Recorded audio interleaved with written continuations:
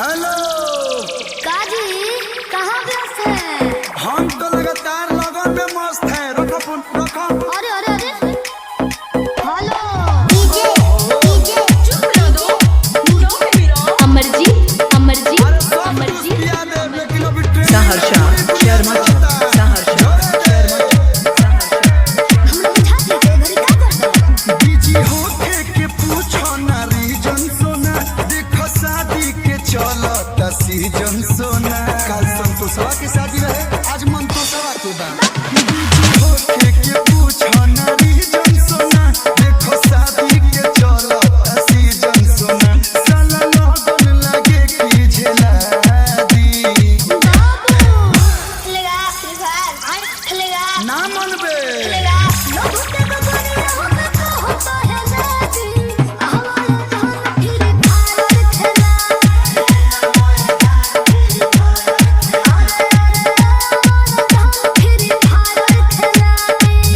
जाना तो ना बाबू 5 मिनट बाद खेलेगा 5 मिनट बाद खेलेगा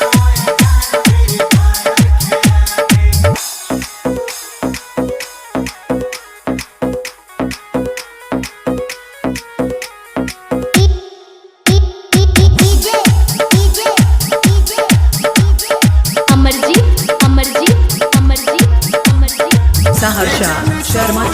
सहरसा शर्मा कुछ दिन औरी हो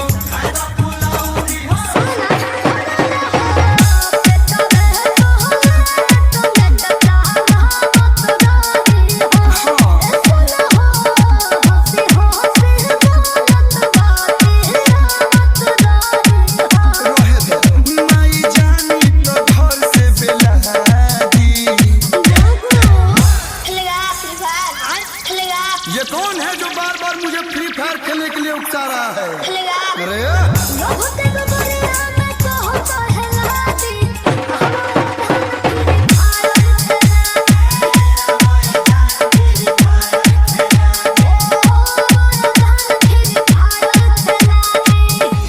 खेलवा ये के मन बेकार है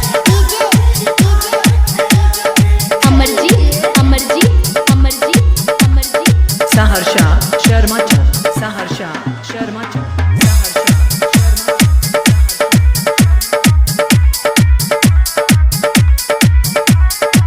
कुछ दिन पहले ही गेम के नेम सफा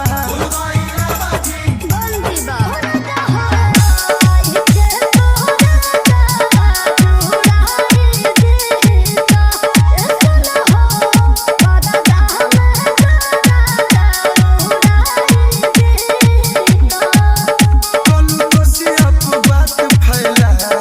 दी अरे खेलब लेकिन तू चुप रहो बोलबा तो मारब लहू फेंके लगबा